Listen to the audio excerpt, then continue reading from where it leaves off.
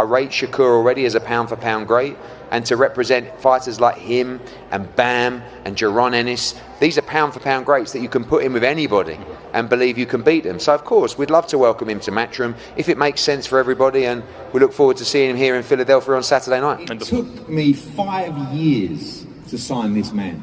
I remember the first meeting I had in Las Vegas. It was on Canelo, Danny Jacobs fight week. Someone said we had a chance to get Boots Ennis. Now, there's a lot of boxing people here. It's no secret that everybody's known for a very long time that this guy is the real deal.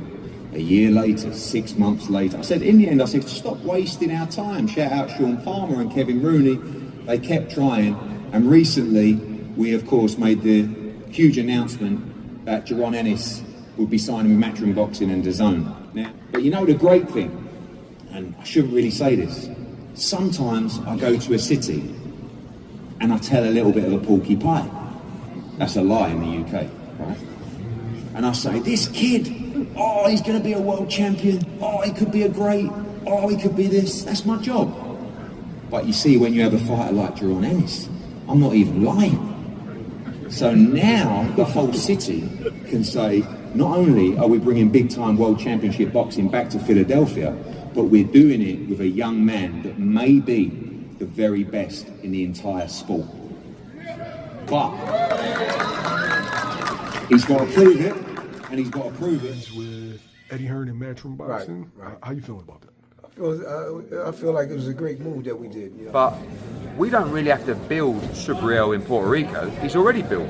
Look at what's happening on Saturday. You know, we're in Manatee, we're not in San Juan, and you're going to have 10,000. Like, the atmosphere is going to be incredible. So we just need to build him globally. We need to get people excited about him. We need people to want to see him in the big fights. And I think certainly fight fans, they definitely want to see him in the big fights now.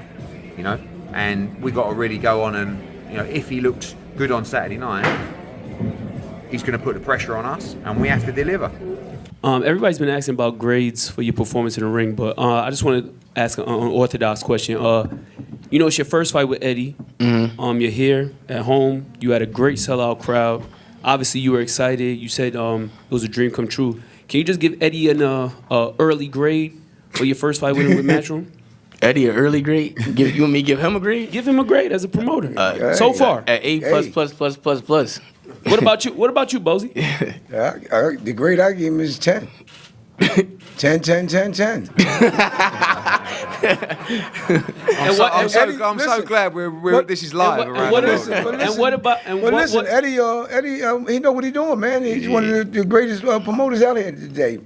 He knows exactly what he's doing, man. That's why you see a lot of fighters is coming to him. You know what I mean? And a lot of them follow behind Boots. I think I'll say this as well. You know, they say that a trainer is only as good as his fighter. I'm not, you know, but also a promoter is also only as good as his fighter. And the reality is you need quality fighters. You need a big TV deal, and you need great fighters. We know that, you know, and that's when I said the conversations with His Excellency tonight was, he said, look, do you think Boots will fight Crawford? I said, yeah. Send a contract. I said, yeah. Here's what he said. That was his reply. Send the contract. I said, send the contract. Yeah.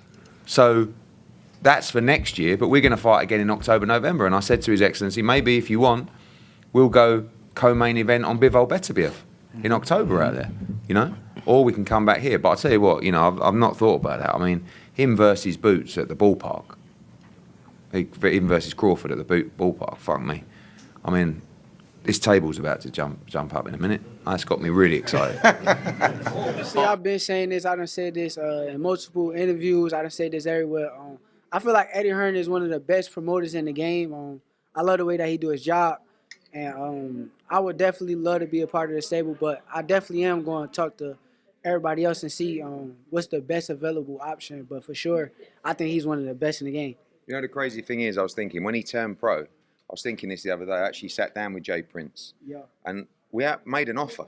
This was like 5 years ago, I think, something like that. But we weren't quite big enough, or we weren't really ready right then. Now I feel like we're ready. You see scenes like tonight. But again, it's got to be right for everybody. And whatever happens, we respect him. We think he's a great fighter. I've been promoting him for the last year.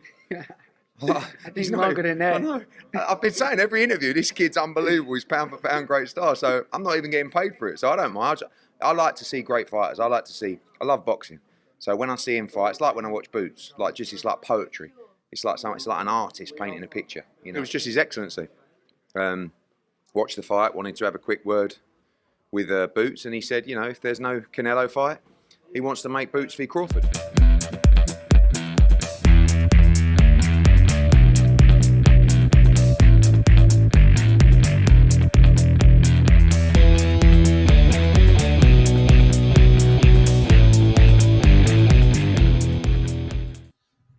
Hello folks, welcome to the channel, or welcome back to the channel.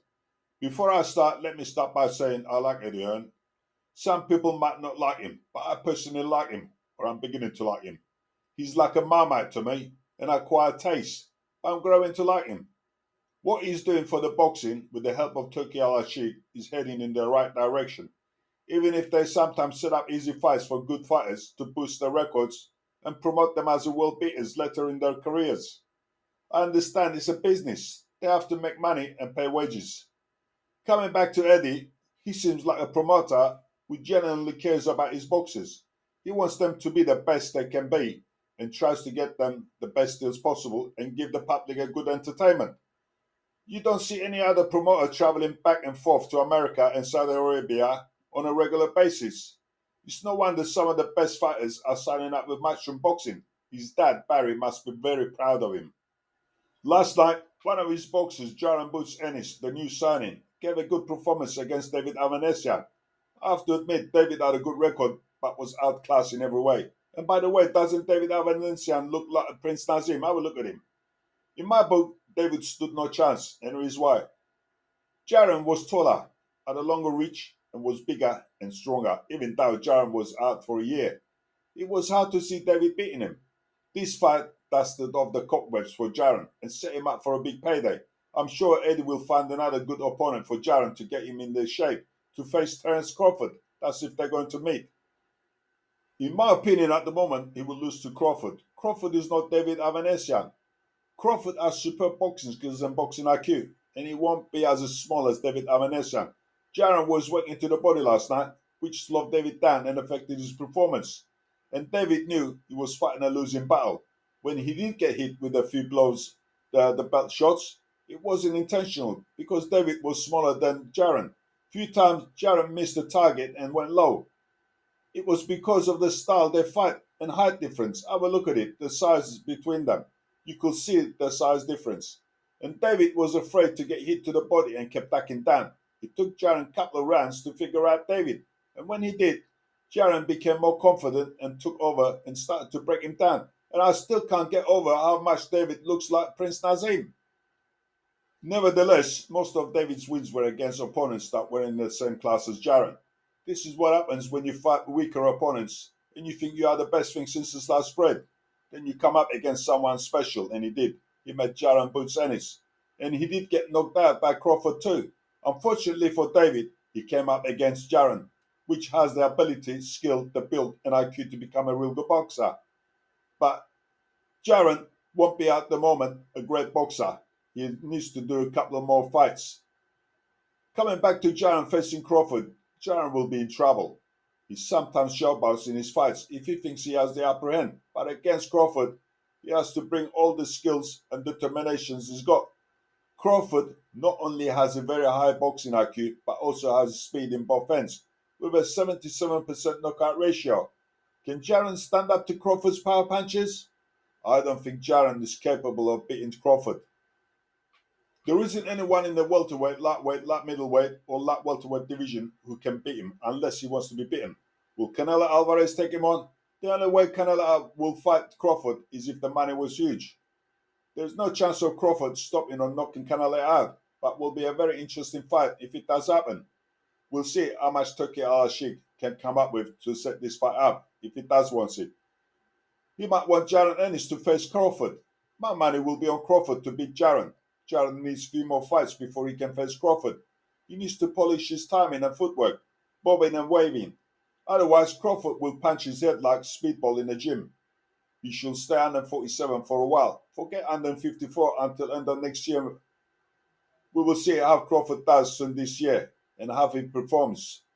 Anyway, well done to Jaron last night, and Eddie is doing a good job for so far. If you like the content, hit the like, subscribe, and see you next time, folks. Thanks for watching.